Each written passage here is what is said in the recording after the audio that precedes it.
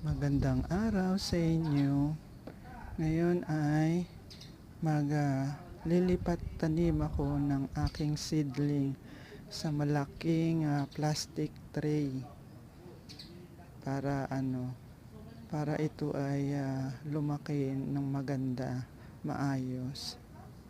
Yung aking potting soil mixture na nilagay ay yung garden soil, carbonized rice hull, then cow manure, nilagyan ko rin siya.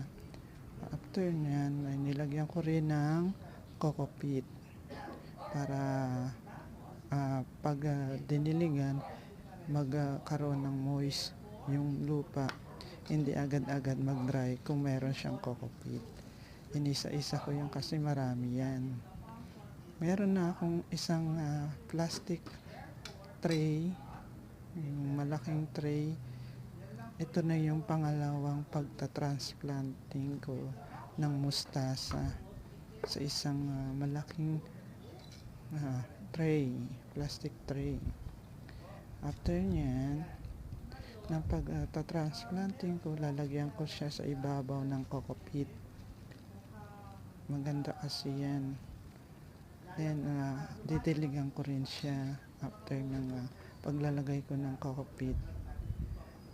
Lalagay ko muna siya sa seedling area sa malilim ng mga 2 days na mayroong tubig sa ilalim ng tray para hindi mag-dry yung lupa.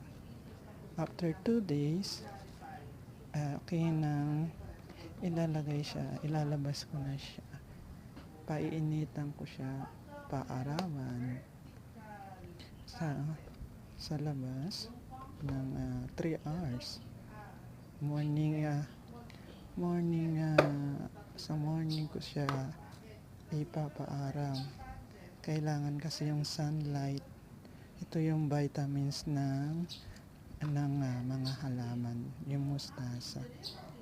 Lalagyan ko siya mga 3 hours lang, and then after 3 hours ay akin na itong babalik sa seedling area, sa lilim, para hindi siya maarawan ng husto.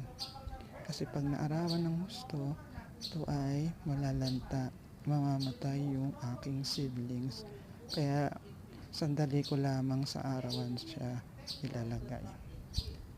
After nyan, didiligan ko na